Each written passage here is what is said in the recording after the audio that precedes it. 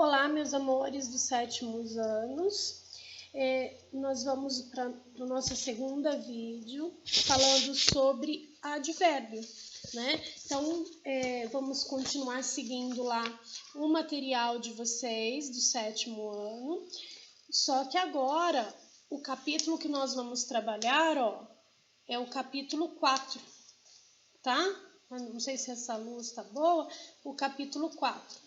Certo? Advérbios. Então, acompanhem comigo. Então, pessoal, estamos aí de volta.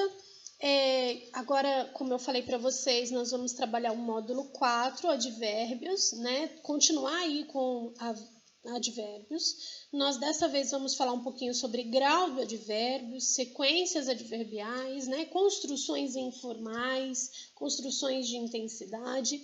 Vamos falar sobre as circunstâncias adverbiais e adjetivo que se converte em advérbio, tá? Então, para começar esse capítulo, nós vamos falar da página 57. Lá tem um texto do jornal O Sensacionalista. Esse jornal, ele é um site de humor que tem a proposta aí, como vocês veem no quadrinho que tem Ampliando Horizontes, a proposta do absurdo, né? Ele propõe notícias fictícias, eles reconstroem, pegam as notícias reais e reconstroem, né? Eles reconstroem a realidade, que aparentemente faz soar como se fosse verdadeiro, algo sério, e na verdade propõe aí, ele brinca com os fatos, certo? Então, o primeiro texto aí, o texto que nós vamos ver aí, né? A ONG luta pela inclusão social de emojis pouco usados, certo? Esse é o título da notícia. O jornal aí, como eu falei para vocês, vem como sensacionalista, isento de verdade. Então, começando a notícia que eles propõem, né, essa brincadeira que eles fazem, eles dizem o quê? Vamos acompanhar a leitura aí, então. O sociólogo Bernardo Pereira estava esperando uma consulta médica quando resolveu matar o tempo explorando os emojis em seu teclado.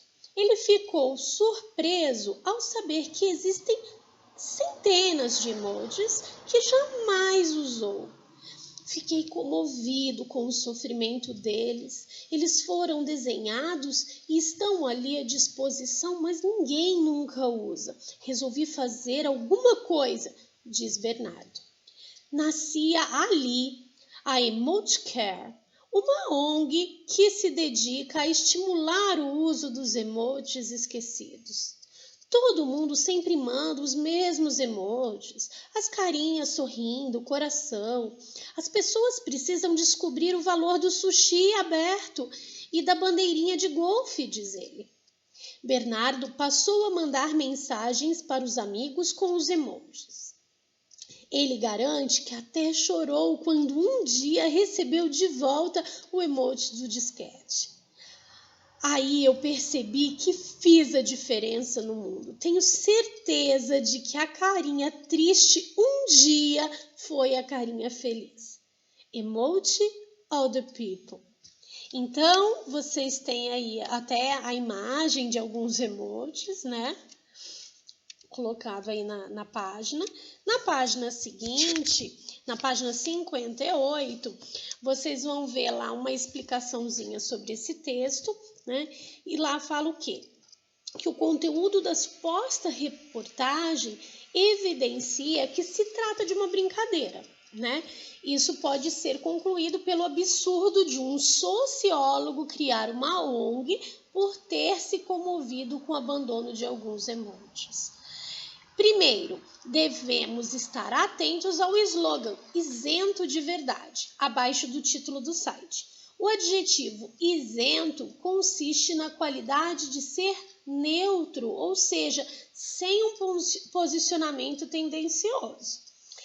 Trata-se de uma qualidade não só que o jornalismo que se pretende sério e imparcial preza, como também com o qual o sensacionalista deseja brincar. Ainda no slogan, é preciso ler com atenção para notar que a expressão de verdade apresenta uma ambiguidade, ou seja, um duplo sentido.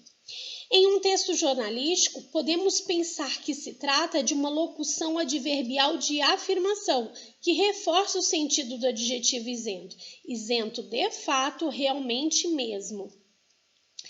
Por outro lado, quando pensamos em uma desconstrução do padrão jornalístico, podemos pensar em um outro sentido. O jornalismo do sensacionalista é isento de verdade, ou seja, nele não existe verdade, uma vez que se elaboram notícias fictícias. Neste modo, retornamos ao estudo do advérbio para mostrar algumas particularidades de seu uso: grau, sufixo, mente, circunstâncias adverbiais e comparação com o adjetivo. Então, olha que legal, né? Essa explicaçãozinha aí que a apostila traz pra gente.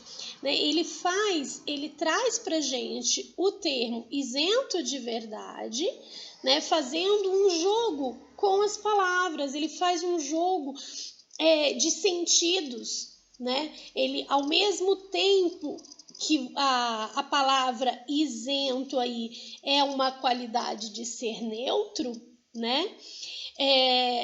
Ele vai reforçar, você tem aí a parte de verdade que se torna, dá sentido aí de uma ambiguidade, um duplo sentido, né? Reforçando aí o sentido do adjetivo isento, isento de fato, como se fosse realmente o mesmo, né? E você vê o que também a ideia de que ser isento de verdade quer dizer não existe verdade, trata-se de notícias fictícias.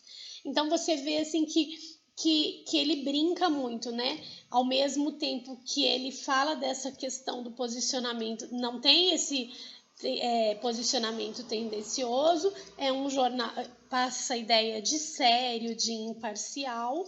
Ao mesmo tempo, ele brinca com o fato de não existir verdade naquilo que ele produz, naquilo que ele traz, né? Você vê a gramática, a língua portuguesa, né? O jogo de palavras e o jogo de ideias aí numa pequena expressão. Então, vamos retomar aí o conteúdo do advérbio, né? Então, vamos lembrar aí do que nós falamos no vídeo anterior, né? E comentamos no nosso plantão de dúvidas. Nós falamos aí sobre advérbio. Nós lembramos, vamos lembrar aí, que o advérbio, ele vai acompanhar sempre um verbo, um advérbio, um outro advérbio ou um adjetivo, certo? Então, se ele estivesse relacionado a um substantivo, por exemplo, ele não vai ser advérbio. Ele só vai ser advérbio se ele estiver relacionado a um verbo, a um adjetivo e ao advérbio, que foi o que nós vimos no vídeo anterior, no nosso plantão de dúvidas anterior. Agora, nós vimos também, né, que os advérbios expressam as circunstâncias. O que eles expressam? Expressam circunstâncias. Podem ser circunstâncias de tempo, de modo, de negação, de lugar, de afirmação, de dúvida, de intensidade, dentre outras coisas aí que nós vimos.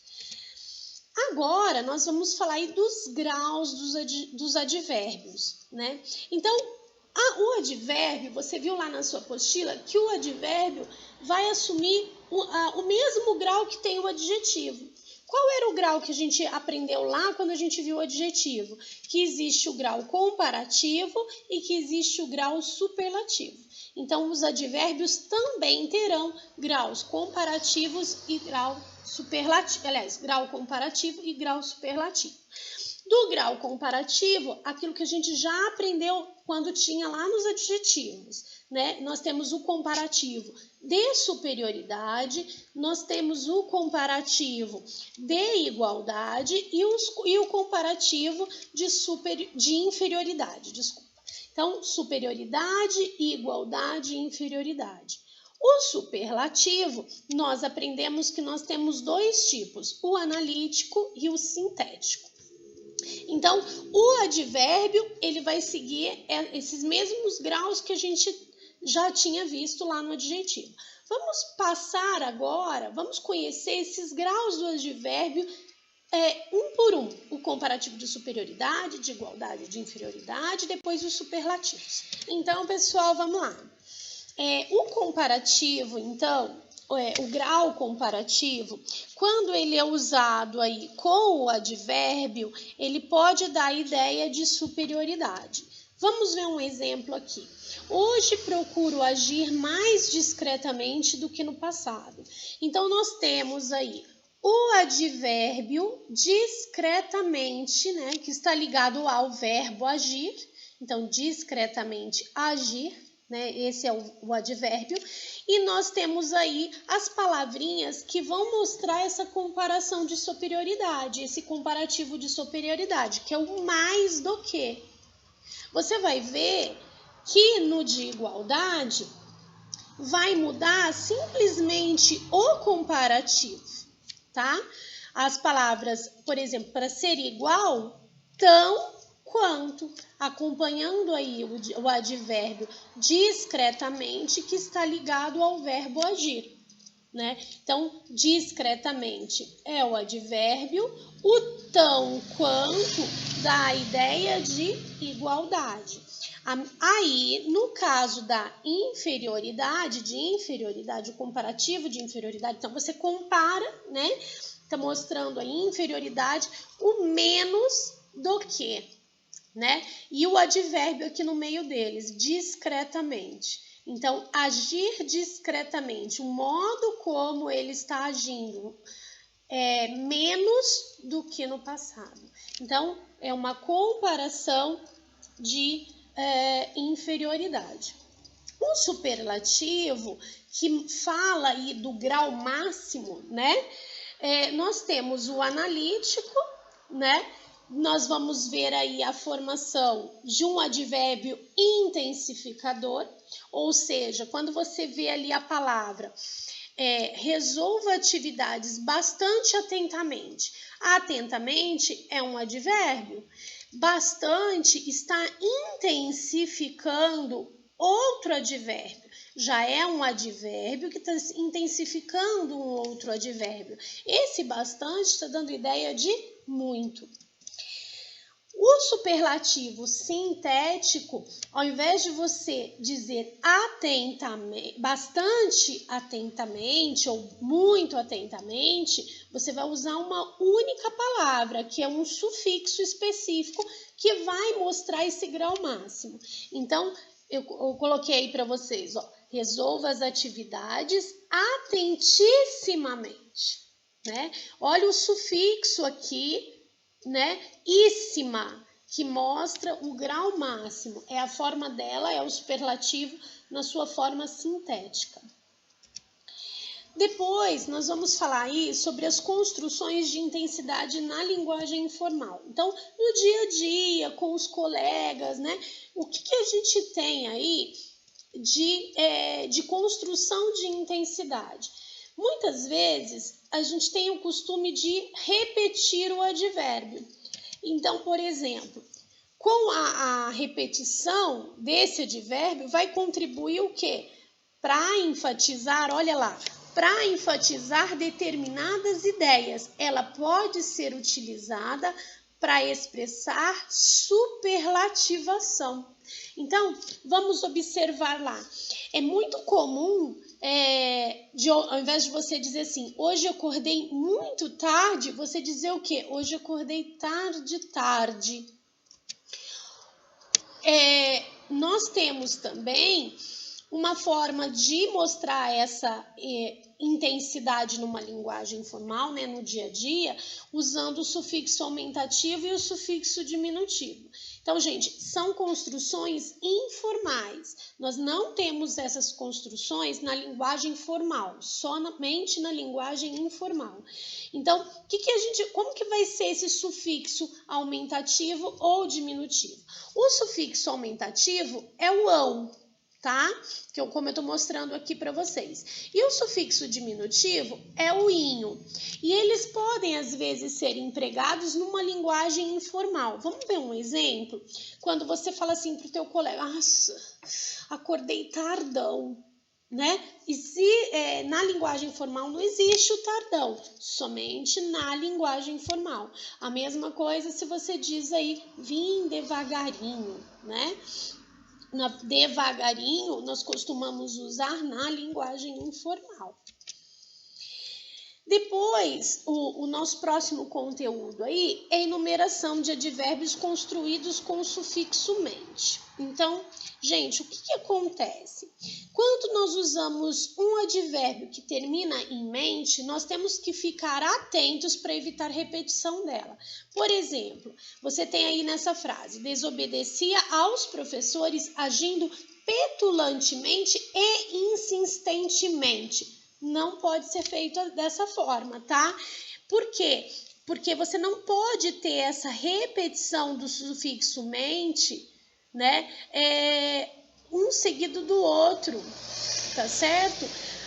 Então, essa forma vocês esquecem. Como você vai usar, então, numa frase como essa, a construção do sufixo mente? Você vai usar dessa outra forma aqui. Você vai evitar a repetição do mente e você vai colocar o mente só na segunda palavra. Então, você vai lá, desobedecia aos professores, agindo petulante e insistentemente, tá? Você só vai manter o sufixo mente na segunda palavra, na última palavra. Na primeira, não. Na primeira, fica mesmo a mesma palavra, tá certo? Então, dessa forma estaria certo. Bom, pessoal, agora nós vamos falar das circunstâncias adverbiais, tá? As circunstâncias adverbiais está na página 66 da apostila de vocês, tem uma explicação bem interessante, bem completa lá. Eu vou passar aqui para vocês de forma mais resumidinha, mas seria muito interessante que vocês fizessem a leitura por completo desse texto sobre as circunstâncias adverbiais que está na apostila. Vocês vão ver, a partir da 66, ela vai até a página 69, tá certo? Bom, o que seria, então, as circunstâncias adverbiais? As circunstâncias adverbiais são os valores que os advérbios ou as locuções adverbiais vão adquirir nos diferentes contextos de uso. Então, você vai ver, às vezes, é muito comum nós usarmos essas circunstâncias adverbiais em textos que nós vamos escrever, nas nossas falas, muitas vezes, e você vai perceber o sentido que ela nos transmite dependendo da forma como ela é colocada, certo? Dependendo do jeito que ela é colocada, ela indica algum tipo de circunstância, né? Nós vimos lá que existem advérbios, por exemplo, que indicam circunstância de tempo, de modo. Lembra que a gente viu no vídeo anterior? Isso pelas palavrinhas no sentido em que elas adquirem. A mesma coisa nós vamos ver aqui com as circunstâncias adverbiais. Você vai ver não só advérbios como locuções adverbiais que vão adquirir diversas funções, dependendo do contexto que ela... Diversas circunstâncias dependendo daquilo que ela ocupa. Vamos dar um exemplo aqui. Eu vou usar o verbo estudar, tá bom?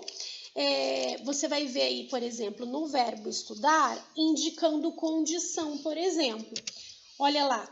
Com o estudo, teria ido mais longe. Então, a condição para isso, para eu ir mais longe, seria com o estudo. Então, nós vamos ver aí a frase foi longe devido ao estudo.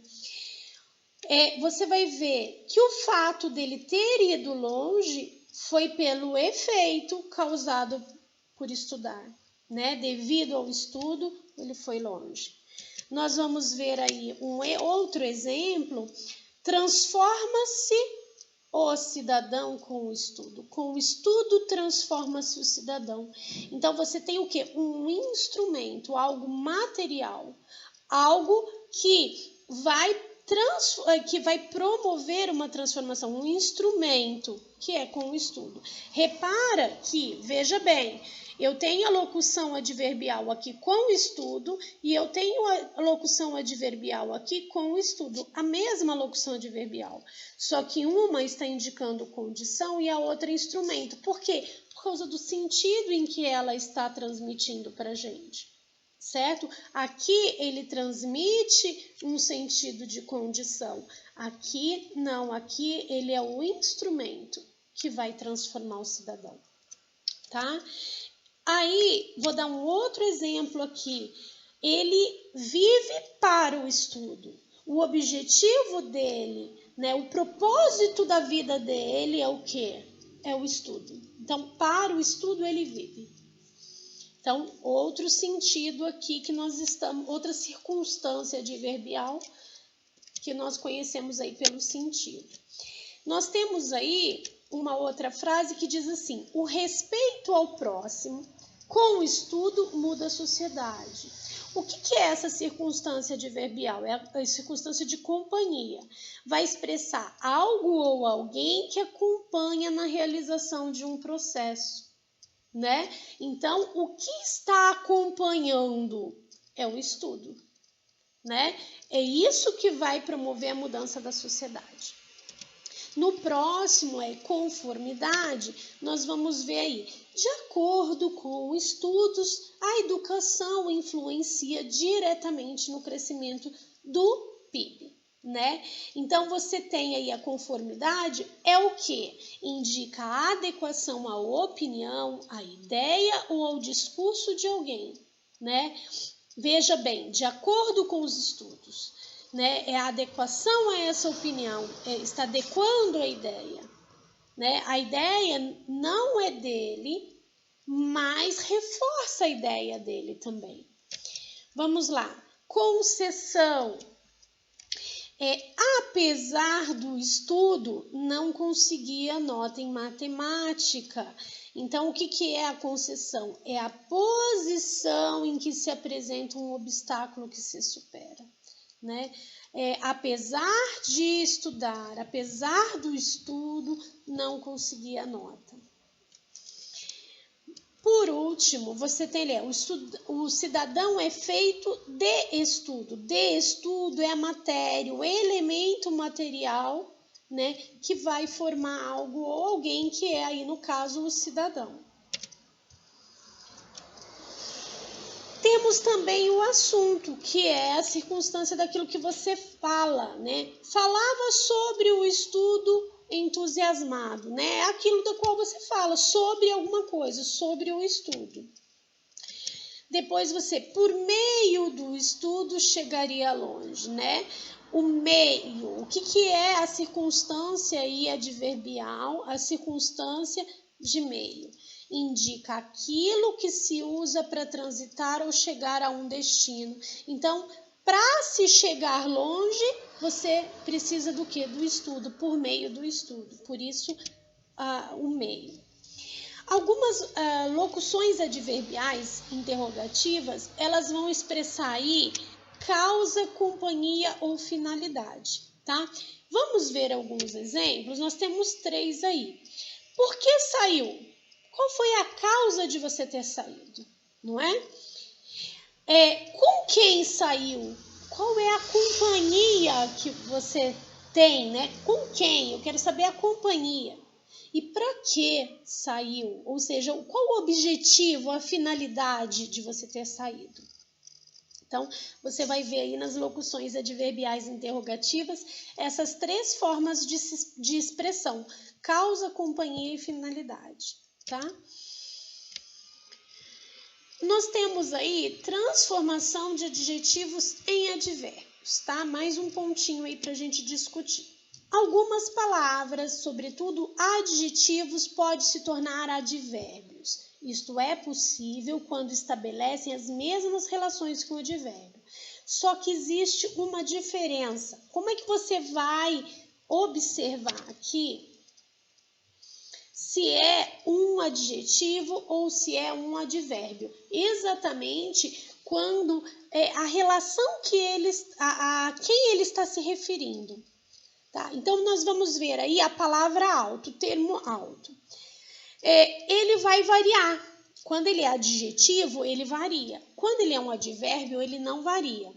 Então, se você fala assim, o ruído está alto. Alto é a característica do ruído.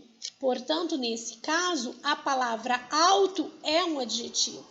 Se eu mudar a palavra ruído para música, a música está alta, ela tem que concordar, ela tem que variar. Variou aí, por exemplo, em gênero. A mesma coisa seria essa variação se fosse para o plural. Então, os ruídos estão altos. Altos está relacionado, é a característica de ruídos. Então, ele tem que concordar, ele sofre alteração. Aqui ele é um adjetivo. As músicas estão altas. Então, feminino e plural. Por quê? Porque altas aqui é a característica da palavra músicas, né? Agora, quando ele é um advérbio, observa a diferença aqui. O ruído toca alto. Alto está ligado ao verbo tocar e não ao som ser alto, né? Então, aqui não é característica, aqui é um advérbio, a palavra é alto. No caso de a música toca alto, não é a música toca alta. Por quê? Porque alto está ligado ao verbo tocar e não à palavra música. Aqui ele não é um adjetivo. Aqui ele é um advérbio. É uma palavra que está alterando, né, modificando o verbo tocar. A mesma coisa quando coloca lá, os bateiristas tocam alto. Lembra que a gente aprendeu que os advérbios são invariáveis. Então, por ser invariável, ele não modifica, porque alto está ligado a tocar e não a bateiristas aqui. Certo? A mesma coisa acontece nesse de baixo, as músicas tocam alto. Reparem que quando era um adjetivo e se tratava, a palavra alto se tratava de uma característica, ou seja, o ser um adjetivo, ele flexionou, ele modificou, ele variou, né? Aqui não, aqui isso não acontece porque aqui é um advérbio, está relacionado ao verbo tocar. Então, agora nós vamos falar aí sobre a diferenciação da locução adjetiva e da locução adverbial, tá? Para a locução adverbial. A locução adjetiva e a locução adverbial, na maioria das vezes, elas vão apresentar a mesma estrutura. Isso significa o quê?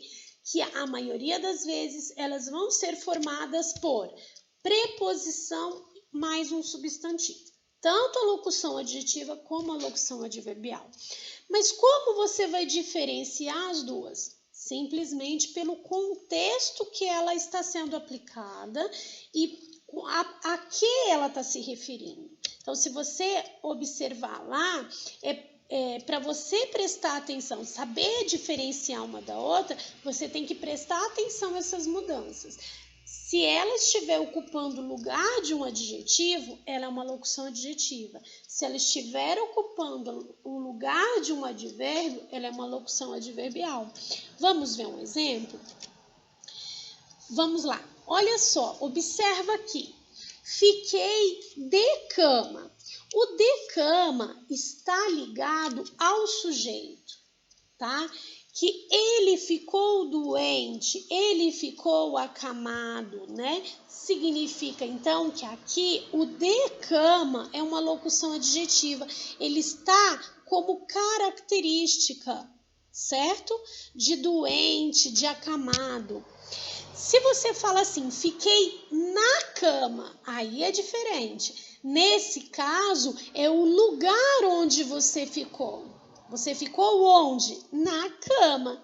Então, nesse caso, na cama, está ligado ao verbo. Se está ligado ao verbo, se trata de uma locução adverbial. Quando você fala assim, agiam com atenção.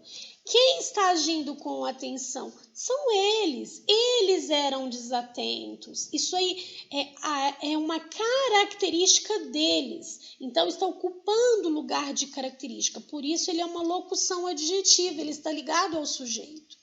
Já no outro exemplo aí, erraram por desatenção. Qual é a causa? Qual foi o motivo deles terem errado? Eles erraram porque eles estavam desatentos, por desatenção. Nesse caso, o por desatenção está ligado ao verbo errar, sendo aqui uma locução adverbial de causa, a causa dele ter errado. Então, tá? Pessoal, terminamos aí mais um capítulo, né? Mais uma parte dos advérbios. Vamos ver aí a terceira no nosso próximo encontro. Estudem com muito carinho, façam as atividades que eu solicitei e, se houver dúvidas, estarei no plantão para esclarecer. Vamos corrigir os exercícios, vamos conversar um pouquinho mais sobre isso lá no plantão, tá? Estudem, aproveitem o tempo de vocês. Quem tiver o material pode escrever na apostila. Quem não tiver a apostila pode consultar o material online e fazer numa folha, tá bom? Deixa a folhinha guardada aí para quando a gente voltar. Um beijo para vocês e até a próxima.